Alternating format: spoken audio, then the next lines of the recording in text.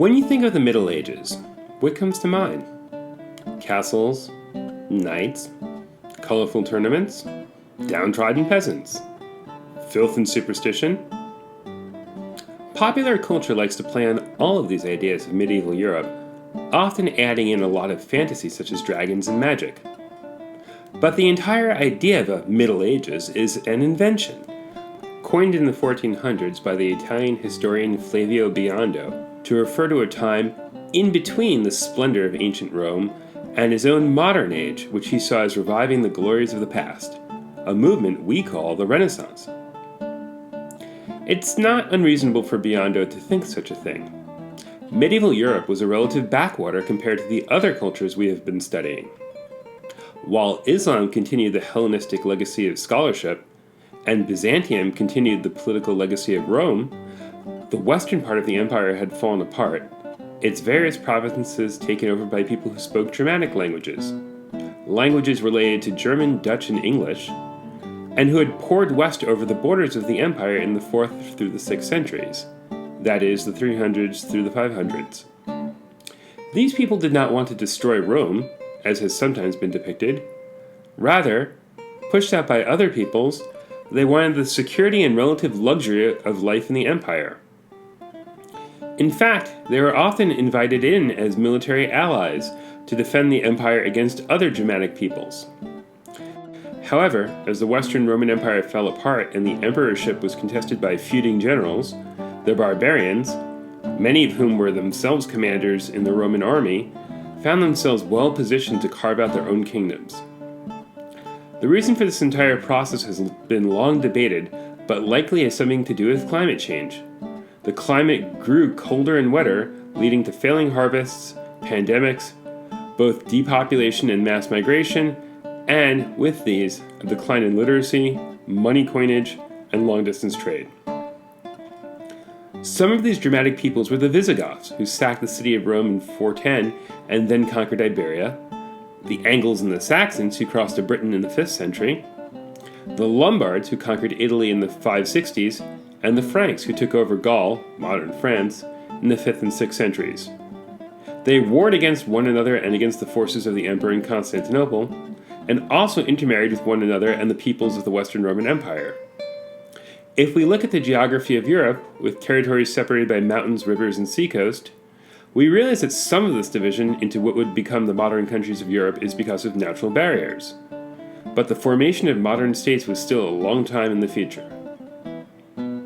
If there is any common ground between these peoples, it was their adherence to Christianity.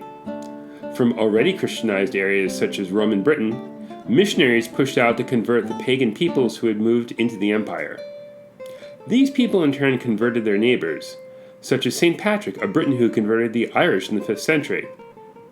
However, that Europe would even be Christian at all was never a foregone conclusion. The wave of Muslim expansion, bearing with it both the energy of Muhammad's vision and all the learning and wealth of the ancient world, broke in 731 at the very edge of what anyone with culture and education would have considered the civilized world. At Tours, on the Loire River in France, an expeditionary force from Al-Andalusia, the Arabic term for Iberia, the peninsula that is now Spain and Portugal, was stopped by a Frankish army under Charles Martel. Martel is Old French for hammer. Charles would found a dynasty that we would call Carolingian after him. The Carolingians were strong supporters of the Bishop of Rome, the religious leader who we today call the Pope, over the Byzantine religious leader, the Patriarch of Constantinople, who claimed supremacy over all of Christianity.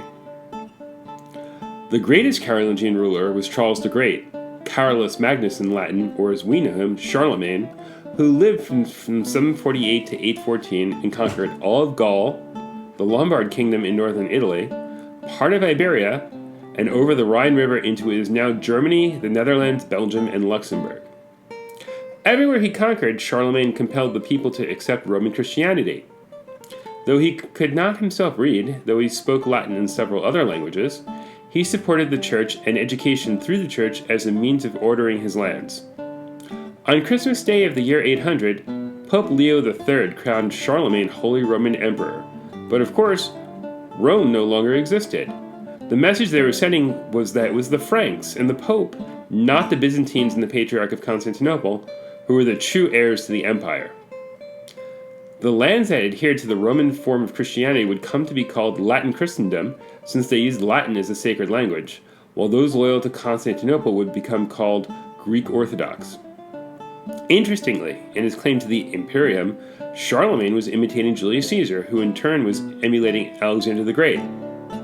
And he would be imitated, in turn, by figures such as Napoleon Bonaparte and Adolf Hitler. Yet, Charlemagne's power and wealth were minor compared to the Abbasid Caliphate of Baghdad.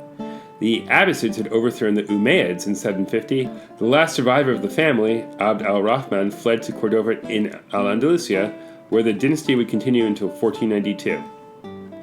The Jewish people who had spread through the Roman Empire were valuable intercultural go-betweens, and through Charlemagne's diplomat Isaac the Jew, Caliph Harun al-Rashid sent the Frankish ruler rich gifts, exotic cloths and spices, a mechanized clock that ran by hydraulic power, and, most incredibly, an elephant named Abu Abbas. One can only feel sorry for the elephant, condemned to wander the cold fields of Gaul without others of his kind until he died 8 years later. In return, the Holy Roman Emperor could only send back wool cloaks dyed in a variety of fancy colors. Charlemagne's method for ruling his empire was also very different from that of Rome, Byzantium, the Ghana Empire, or the Caliphate. Alexander the Great had established a money economy and West Africa was rich in gold, but Charlemagne and the Frankish rulers were cash poor. Instead of paying in coin, Charlemagne granted his followers land that would support them and supply them with the horses, weapons, and armor they needed to be effective fighters. More powerful lords subdivided their lands amongst their vassals, who in turn owed him loyalty or fealty. Since Christianity forbade Christians to enslave other Christians, the estates owned by the Frankish nobility were worked by serfs, that is, unfree people who were not enslaved, but who were legally bound to the land and not able to leave. In other words, serfs owned themselves, but not their labor. Since those in the church were the only ones who could read and write, but were forbidden from marrying and having legitimate heirs, churchmen, and most people in charge in the church were men, did not only serve as the justifiers, but also as impartial administrators. The church thus provided a moral compass, a place to leave unwanted heirs, a model of just and impartial governance, and, in exchange for donations, a place to be buried and be reassured of a place in the world to come.